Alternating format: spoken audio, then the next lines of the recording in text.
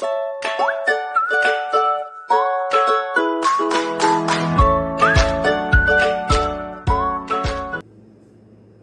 crianças, como é que vocês estão? Hoje, né, 1º de julho, era um mês que era para nós termos férias, infelizmente nossas férias foram antecipadas, né? E aí nós vamos estudar esse mês normal, né? Pedir a Deus que Ele nos abençoe, né? Continue nos abençoando, nos livrando de todos os males e protegendo desse vírus que está solto por aí, né? Vamos pedir muito, muito a Deus que nos livre desse mal, né? Pedir a proteção, que Ele nos guarde, que Ele restaure a saúde das pessoas que foram infectados e quem não, graças a Deus, quem não pegou, que Ele nos livre, né? Quem não foi atingido por esse vírus, que Ele nos livre e nos proteja de todos os males. Então vamos aqui, criança. A nossa aula de hoje é ortografia, nós vamos estudar os porquê. Porquê junto, separado, porquê acentuado, junto e separado, tá certo?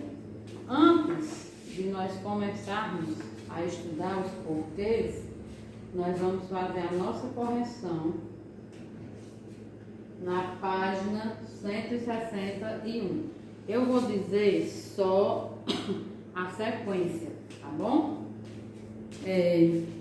Letra A, 1, letra B, 3, letra C, 2, letra D, 1, letra E, 3. A sequência é 1, 3, 2, 1, 3. Na segunda questão, a frase correta é: minha irmã sempre foi boníssima. Terceira, encontre no diagrama os adjetivos no grau superlativo absoluto sintético. Quais são?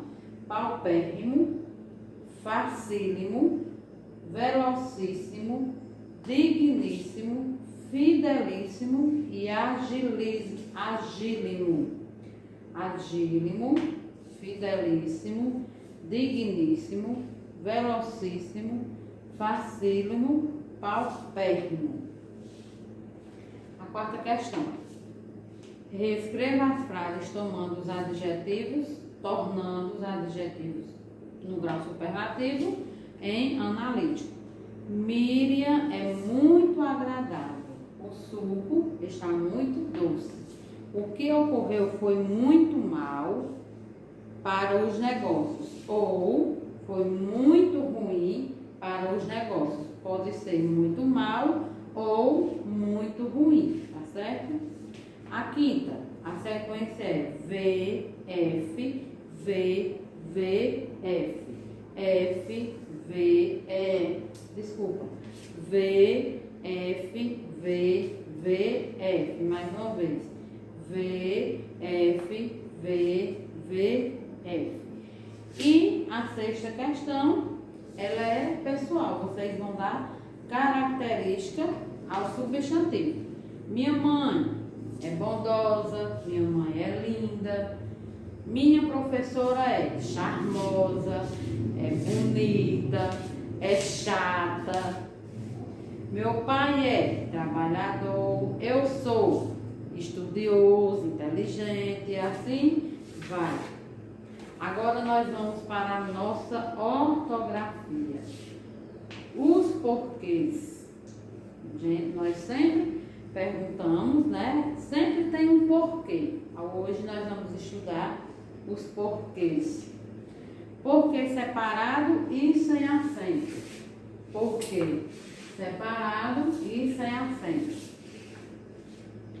Ele equivale a por qual motivo ou por qual razão.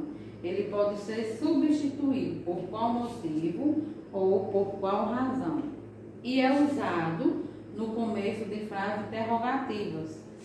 Quando nós vamos fazer uma pergunta, ele é esse porquê aqui que é usado.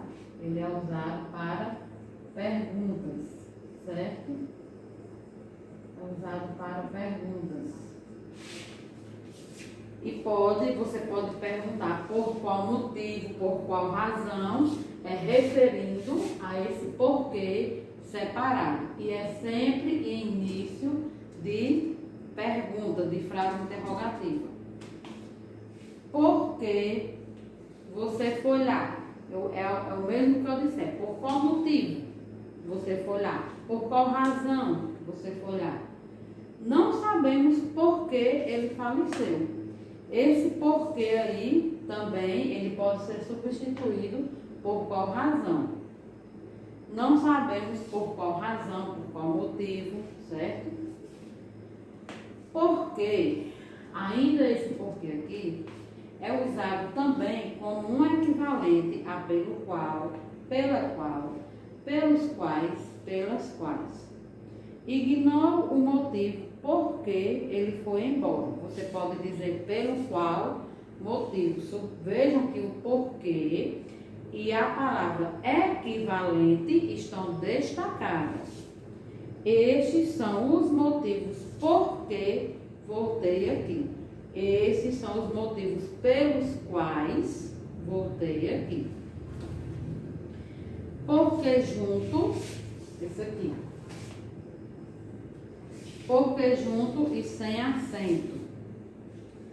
Ele é uma função explicativa, equivalente a pois, por quanto, uma vez que, precedido por vírgula, ponto e vírgula ou ponto final. Termine isso agora, porque depois não poderá. Não pude ir, porque tive de estudar para a prova. Com função causal, indica causa, razão, motivo.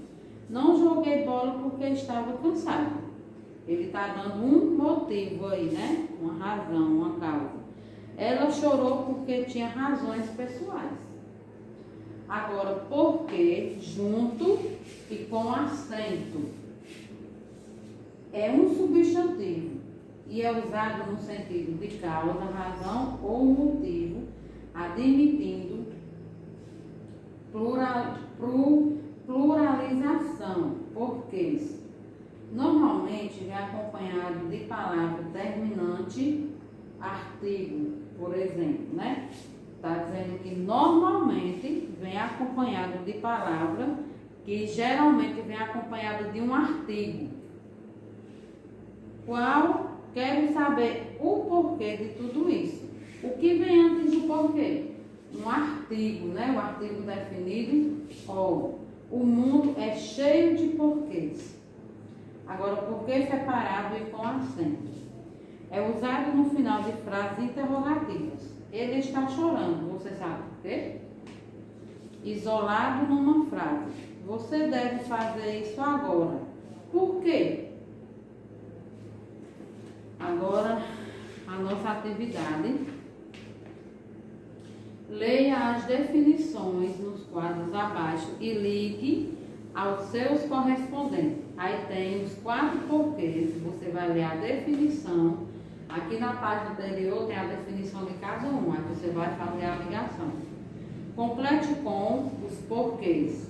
Está correndo. Qual é o porquê que você vai usar aí? Qual é o porquê que é usado no final de frase? Aí você vai colocar o porquê para fazer uma pergunta. Qual é o porquê que é usado no meio de frases? Complete as frases adequadamente. Porque a. Aí você pode dizer a criança, porque a professora faltou, porque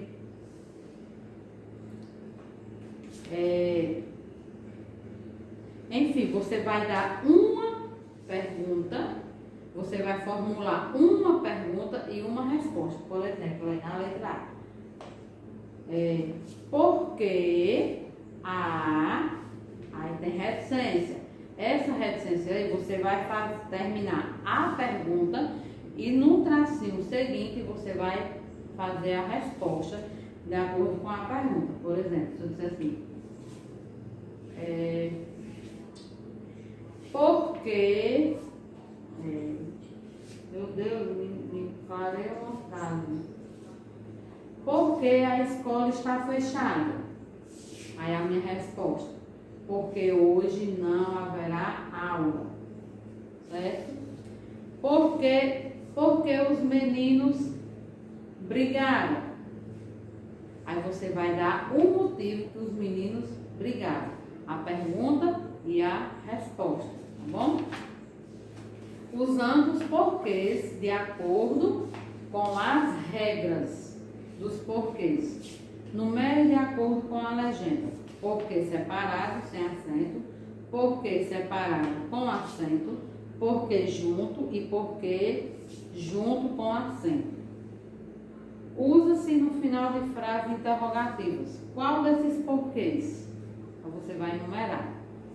De acordo com o que você estudou sobre o uso dos porquês, justifique o seu emprego nas seguintes frases. A professora não veio por quê? Aí, esse porquê aí, você vai colocar o porquê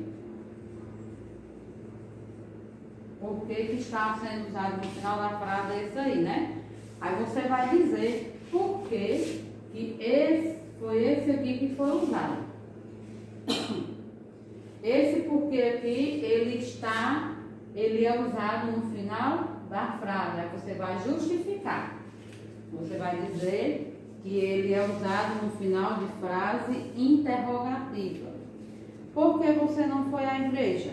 Esse porquê separado equivale a quê? Os alunos não sabem por que não houve aula. Esse porquê aí também você vai justificar dizendo qual é a palavra equivalente a esse porquê aí. Pronto, a nossa tarefa é só essa daí, só são 5 questões. Essa página aqui, na página 166, nós não vamos fazer agora, tá bom? Agora vamos para geografia. Peguem aí o livro de geografia de vocês, por favor. Geografia, na página 53.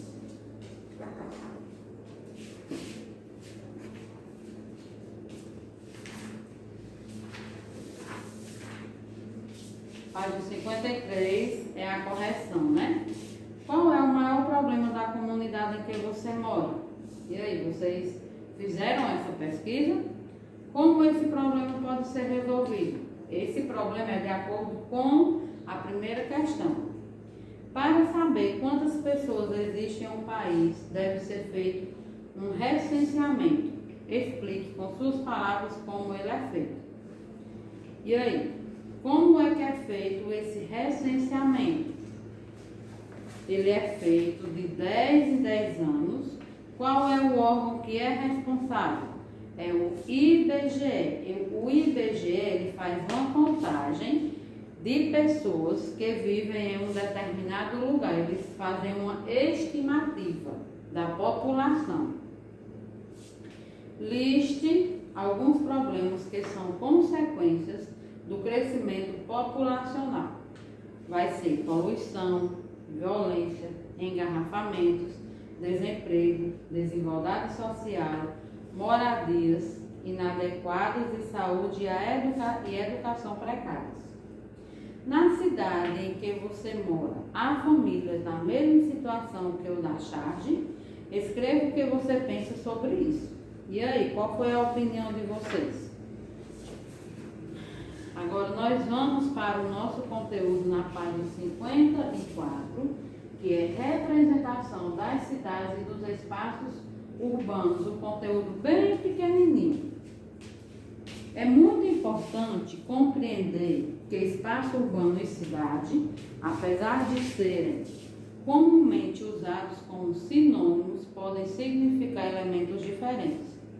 O primeiro é constituído pela concentração de terras que estão ligadas entre si no que diz respeito ao lazer, comércio e as áreas industrial e residencial. A cidade é uma área com grande crescimento populacional que deve ou deveria ser estabelecida com base no direito de todos, isto é, no direito da cidade. Com isso, cria-se uma associação entre espaço urbano e cidade, pela conexão em que o cidadão precisa desfrutar de moradia, saúde, trabalho, educação e segurança para ter acesso aos bens políticos e, portanto, viver com dignidade.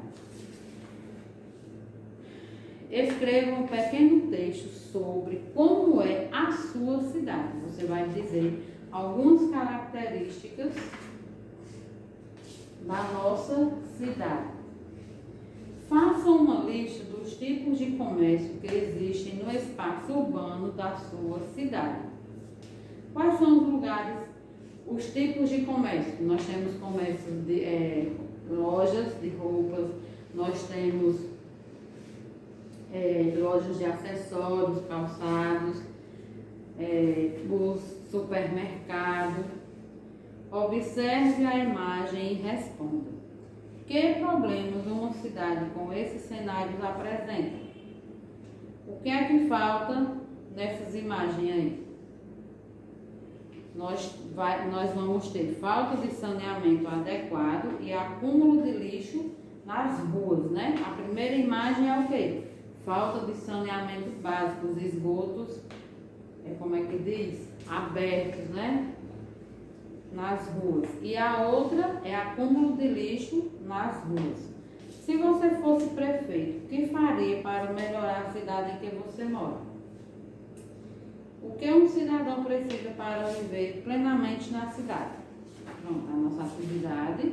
Então são 5 questões. Também pessoal, tá bom?